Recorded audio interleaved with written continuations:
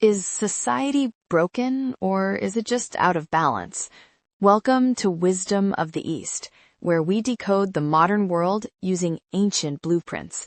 Let's diagnose the problem. So the real question is, how will you rewrite your story today? What if I told you that our emotions, our personalities, even the way our societies work, what if all of that could be understood not as some chaotic mess, but as a living, breathing body? Today, we're diving into a really powerful framework for understanding ourselves and our world, and it's all drawn from the ancient wisdom of traditional Chinese medicine. Okay, this quote from the famous TCM master Ni, it might sound a little harsh, right? But he's not talking about getting a cold or the flu. The illness he's talking about is our own set of biases, our flawed perspectives, our imbalances. You see, real wisdom doesn't start with pretending we've got it all figured out. Nope. It starts with having the guts to look inward and say, okay, I have some things to work on. So where do we even begin this journey? Well, we start with our own personal landscape. The whole idea here is that before you can try to understand the world out there, you've got to first understand the unique weather system that's happening right inside of you. At the heart of this is a concept called TG, which basically means your constitution. Think of it like your body's personal blueprint, the one you were born with. This blueprint pretty much governs how you react to, well, everything, from the food you eat to a stressful meeting at work. It's the reason why a diet that works wonders for your friend might be totally wrong for you. Now, this can be broken down into two basic types, yin and yang.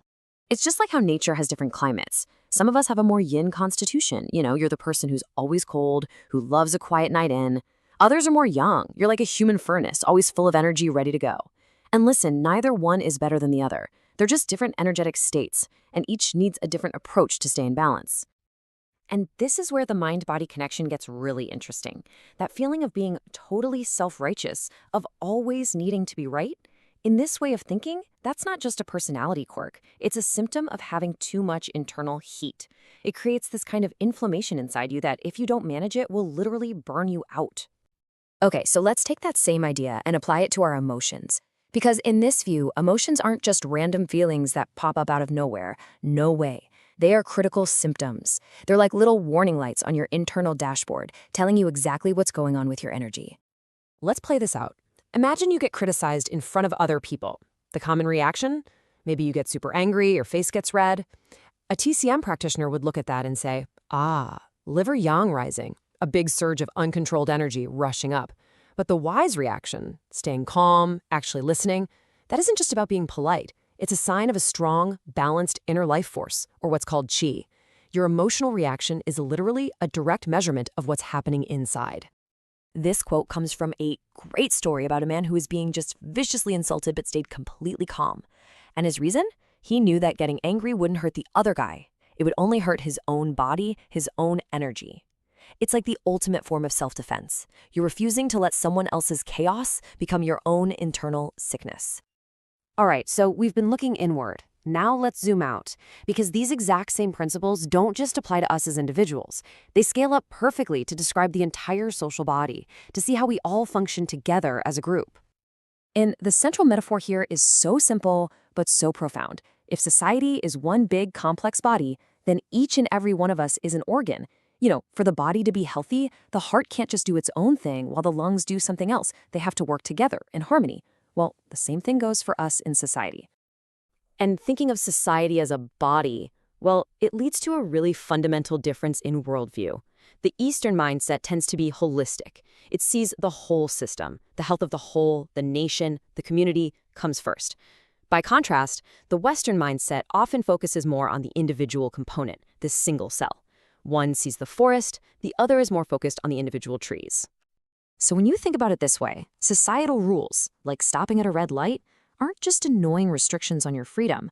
They're like the body's natural processes that keep everything running smoothly. You're helping the bloodstream of society, in this case, traffic, flow without crashing. Constantly rebelling against these basic natural flows, that creates a kind of social disease, an energy that's moving in the wrong direction, which is literally the definition of sickness. Okay, so if we're all these unique individuals, but we're also part of this big collective body, how on earth do we manage that?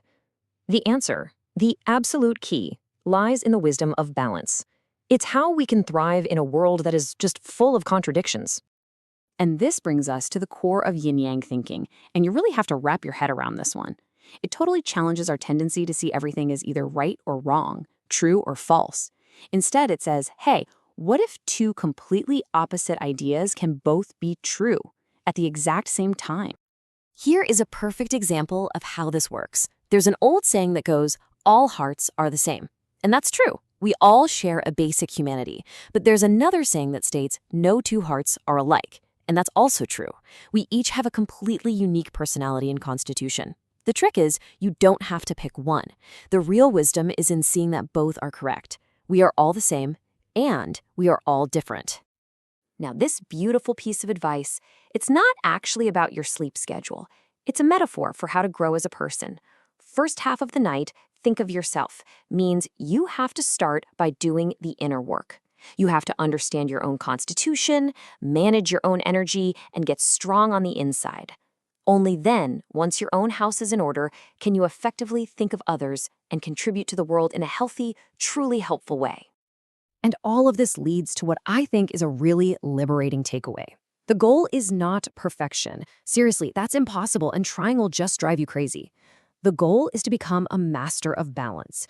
It's about recognizing your own tendencies, your heat, your cold, your anger, and learning how to manage them, constantly adjusting, always flowing, to stay in harmony with yourself and with the world. So I'll just leave you with this to think about. In a world that is constantly screaming at us to pick a side, to think in black and white, how will you choose to cultivate your own unique, flowing balance? Don't let someone else's chaos become your internal sickness. Protect your energy, find your flow, and subscribe for more wisdom of the East.